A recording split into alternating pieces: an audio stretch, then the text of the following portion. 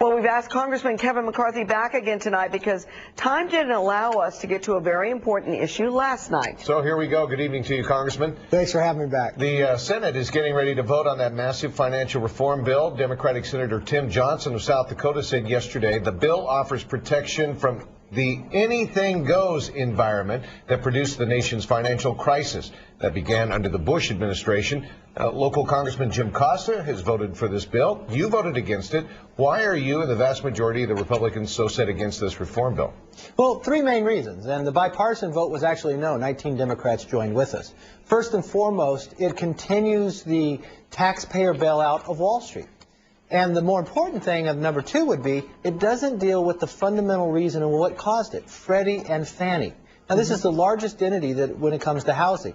The taxpayers are already in for $147 billion we will not get back. We could be up over $300 billion. Then the third factor is it creates more bureaucracy, more regulation in a time when we need to create jobs. So it will actually harm. I'm a believer that if America is a place you go to get capital, that's where jobs are created. But if you're sending capital other places. The critics say it's the Republicans' hands-off self-regulatory policies within the lending institutions that led to this problem. What's your response to that? Well, I would argue Barney Frank went and pushed people in houses that never even could afford them. So we go back and forth whose problem it is. Like I said, it would be both. But Republicans actually produced a bill before the Democrats that ended the bailout, dealt with Freddie and Fannie, one of the largest causes of the problems, and actually was able to bring the regulation in, at the same time create the jobs and allow it to prosper for small businesses. Well, what will this bill do to the credit crunch? Some say it'll make it harder for people to get a home or a car loan.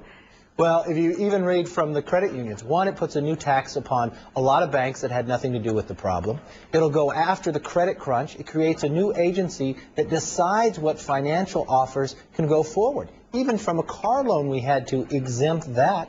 So think about that. If it's hard to get credit, and the credit unions have already come out and say it's going to hurt them. They've said it's hard to give credit cards to people. So you're restricting credit in a time when you need individuals to invest in the country, invest in jobs. Well, this only harms us in the long term. Some economists say that there needs to be another stimulus bill to create those jobs. Others say we should be reducing debt. Where do you stand on this? I'd like to reduce debt and focus a stimulus on small business, not another stimulus like we had before that cost us $1 trillion, which now more Americans believe that Elvis Presley is still alive than that it created any jobs.